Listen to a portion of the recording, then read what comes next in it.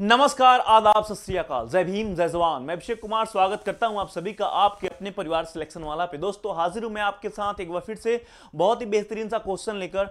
आज एक सीरीज है हमने स्टार्ट करा है कि टॉप इंपॉर्टेंट क्वेश्चन जो मोस्ट इंपॉर्टेंट होते हैं, जो आपसे पूछे जाते हैं एग्जाम में हमेशा बार बार, जो पैटर्न रिपीट होते हैं, वही क्वेश्चन मैं आपके लिए लेकर आया हूं। तो ध्यान से देखिएगा, छोटा वीडियो होगा लेकिन इंपॉर्टेंट होगा आपके लिए। तो आइए मैं शुरू करता हूं एक एक करके क्वेश्चन। पहला क्वेश्चन है कि 2 किलोग्राम द्रव्यमान वाली एक वस्तु ऊपर की ओर 20 मीटर प्रति सेकेंड के प्रारंभिक वेग से फेंकी जाती है, तो 2 सेकेंड के बाद उसकी गतिज ऊर्जा कितनी होगी? अगर जी का मान 10 मीटर प्रति सेकेंड स्क्वायर हमने ले लिया, ग्रुप डी का पूछा गया क्वेश्चन है। ऑप्शन है आपके पास कि 100 जूल, 0 जूल, 400 जूल या फिर 200 जूल। तो गतिज ऊर्जा यानी काइनेटिक एनर्जी इक्वल टू क्या होता है दोस्त?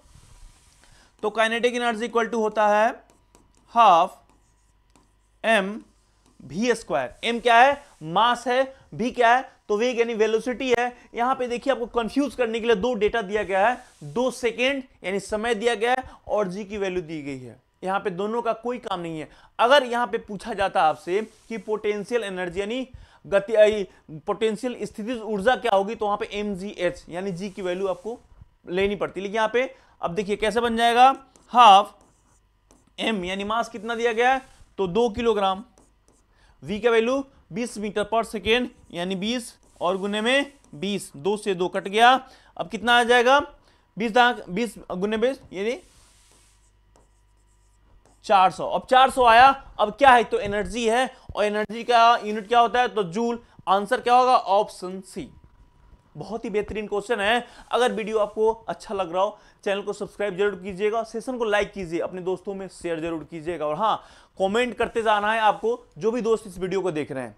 चलिए अगला क्वेश्चन देखिए क्या कह रहा है कि 20 केजी के हथौड़े के द्वारा प्राप्त विभव ऊर्जा की गणना करें जब इसे 10 मीटर की ऊंचाई तक उठाया जाता है। मान लो कोई हथौड़ा है, जमीन पे पड़ा हुआ है, आपने उसे उठाया है कितना? तो 10 मीटर की ऊंचाई तक उठाया, तो उसने कौन सी ऊर्जा और कितनी ऊर्जा प्राप्त की? तो यह लिखा गया है कि विभव ऊर्जा यानी होती क्या है, तो उसके स्थिति में आपने परिवर्तन किया है, यानी पोटेंशियल एनर्जी उसमें आई है और वही आपको निकालना है। मैं नहीं पढ़ाया आपको, अगर वीडियो नहीं देखेंगे देखिएगा, उठा हुआ हथौड़ा, तना हुआ तीर कमान या खींचा हुआ रबड़, सब में क्या होता है? तो स्थितिज ऊर्जा। अब इसे निकालते कैसे हैं? ये स्टेनोग्राफर का पूछा गया क्वेश्चन है। तो पोटेंशियल एनर्जी इक्वल टू क्या होगा दोस्त? ये होता है एम जी एच। एम क्या है? तो वस्तु का द्रव्यमान, जी ग्रेविटी दी गई है कि 10 लेना है, 10 मीटर पर सेकेंड स्क्वायर, और एच यानी जिस हाइट तक आपने इसे उठाया है। तो कैसे निकालेंगे? एम है 20 केजी का है, जी 10, और फिर आपको क्या निकालना है? तो हाइट यानी ये भी 10 मीटर दिया गया है।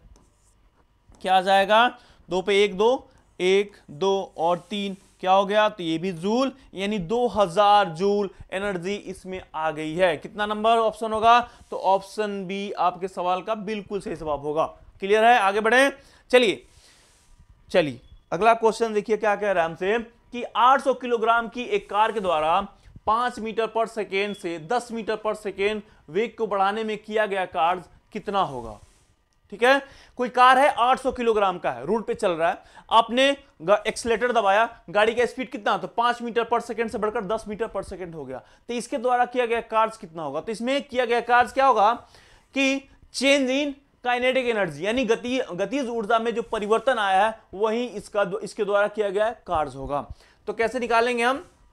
तो पहले क्या था? पहला वेलोसिटी हम ले लेंगे 5 मीटर, यानी यू की वैल्यू आपको दी गई है, यू इक्वल टू 5 कितना? तो 5 मीटर पर सेकेंड। v की वैल्यू कितनी दी गई है दोस्त?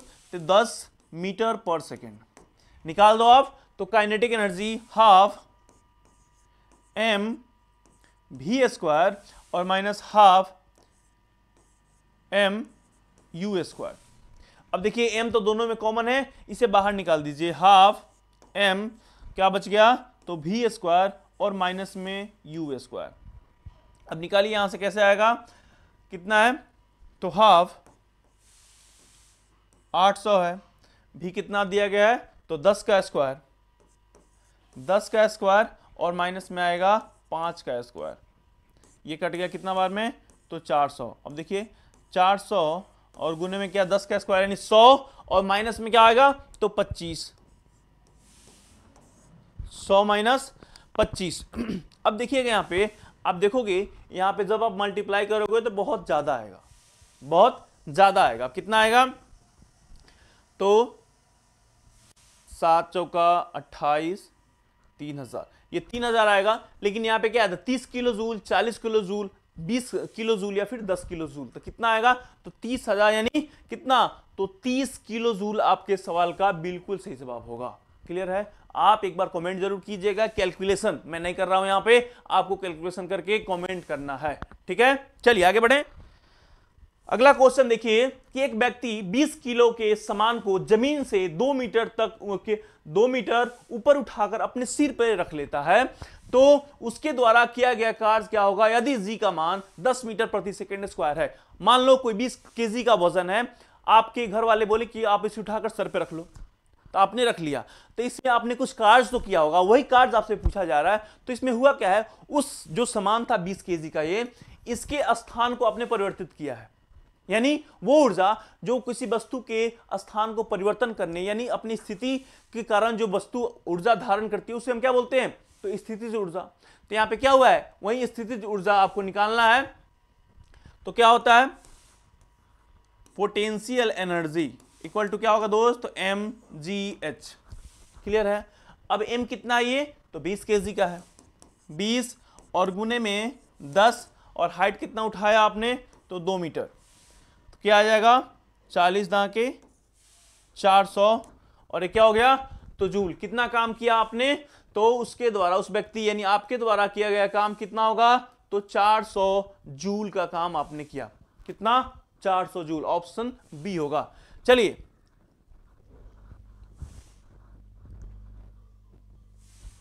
अगला क्वेश्चन है कि 10 केजी की एक वस्तु 2 मीटर प्रति सेकेंड की गति से आगे बढ़ रही है, तो वस्तु की गतिज ऊर्जा कितनी होगी? ग्रुप डी का पूछा गया क्वेश्चन है 2018 का।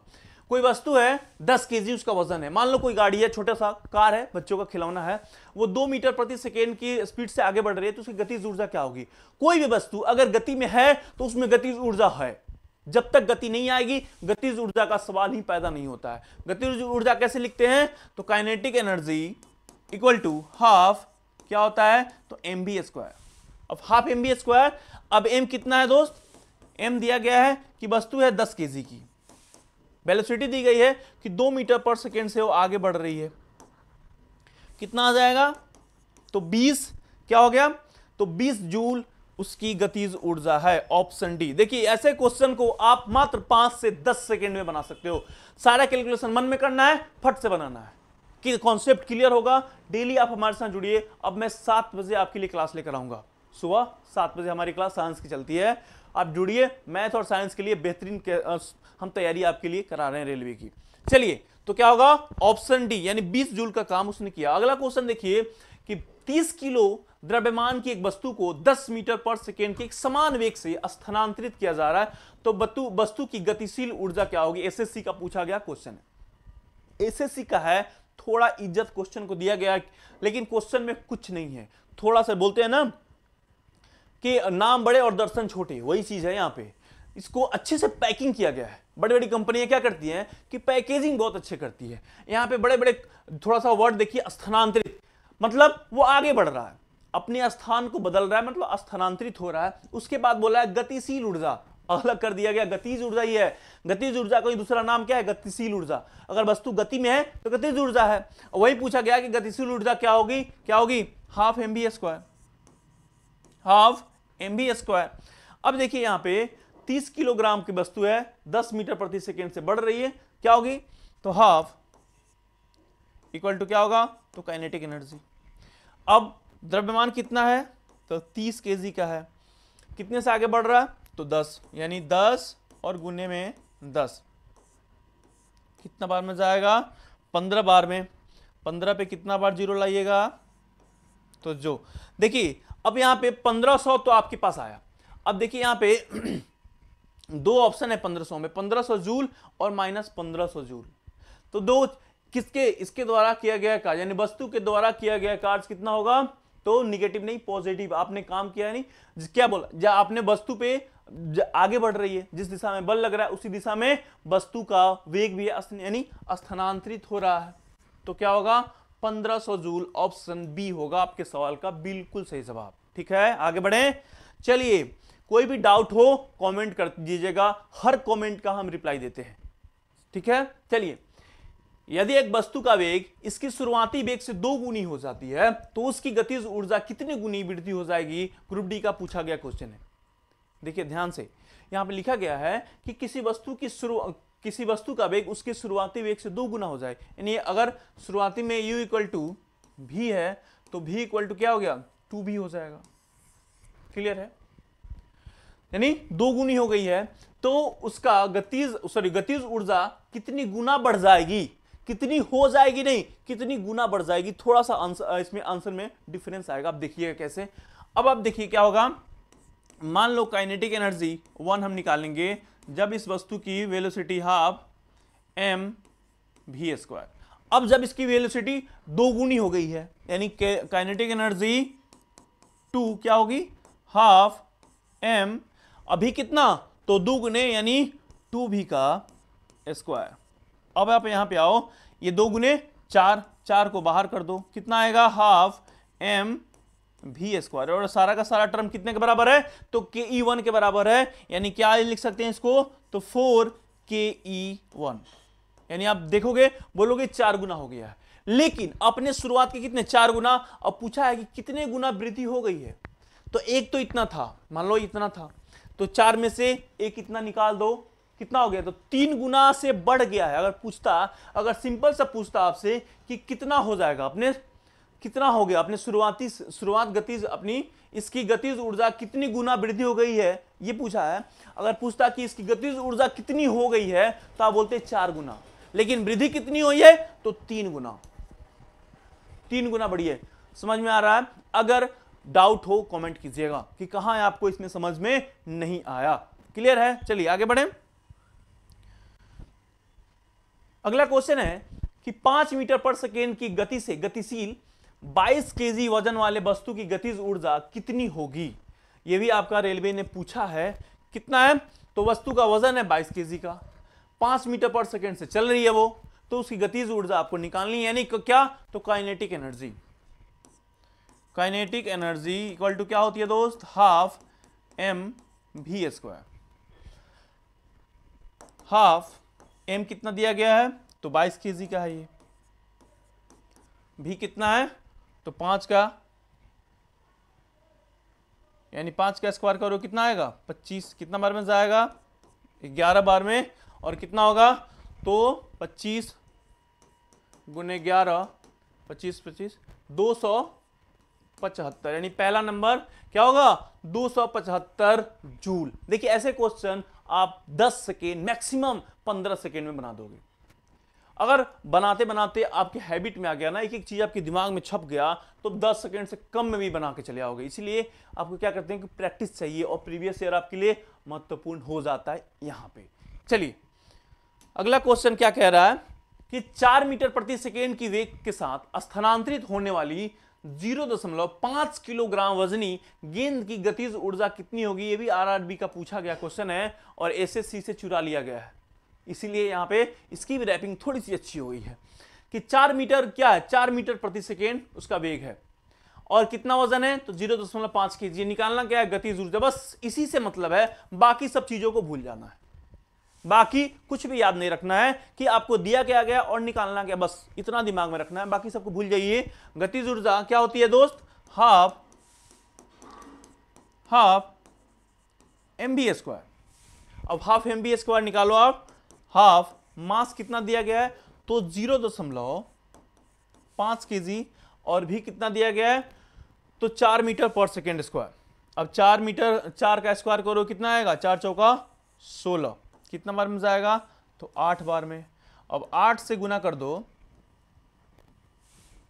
8 इंटू 0.5 कितना आएगा? 4 आएगा।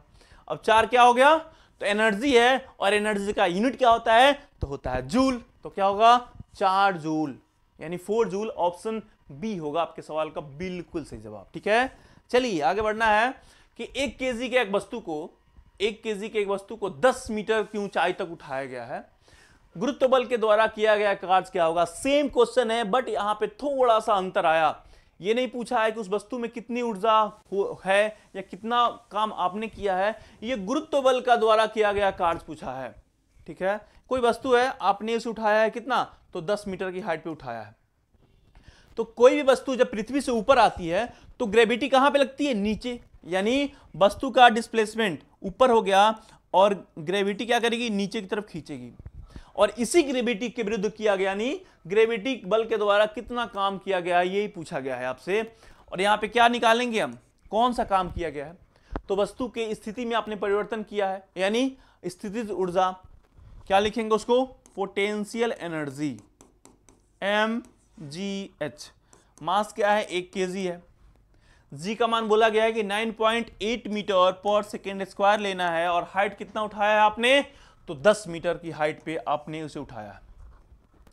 क्या आएगा, तो आ जाएगा ये 98। अब देखिए 98 क्या है, जूल है, 98 जूल है। अब देखिएगा यहां पे 98 और -98 दो दिया गया है, तो यहां पे अगर मैं बोलूं आपसे कि -98 होगा तो आपको ये बात समझ में आ रही है, क्यों, क्योंकि वस्तु का विस्थापन ऊपर हुआ है और बल नीचे की तरफ लग रहा है। क्लियर है, यानी ग्रेविटी हमेशा नीचे की तरफ खींच रही है वस्तु को, लेकिन आपने उसे ऊपर उठाया है, तो इसीलिए ग्रेविटी के द्वारा किया गया कार्य क्या होगा यहां पे, तो निगेटिव होगा। यहीं अगर वस्तु ऊपर से नीचे की तरफ गिर रही होती तो पॉजिटिव हो जाता। जिस डायरेक्शन में बल लग रहा है उसी डायरेक्शन में वस्तु का विस्थापन हो रहा है। क्लियर है, और यहां पे क्या है, तो जिस डायरेक्शन में बल लग रहा है उसके अपोजिट डायरेक्शन में वस्तु का विस्थापन हो रहा है, यानी दोनों के बीच का एंगल क्या होगा, 180 डिग्री। cos 180 -1 होता है, और इसीलिए क्या होगा, तो -98 जूल होगा ग्रेविटी के द्वारा किया गया कार्य। क्लियर है, सही है। चलिए, टोटल 10 या 12 क्वेश्चन का पैटर्न था ये। आप कमेंट कीजिए ऐसा सीरीज आपको और कितना चाहिए, मैं आपके लिए इंपॉर्टेंट क्वेश्चन लेकर आऊंगा।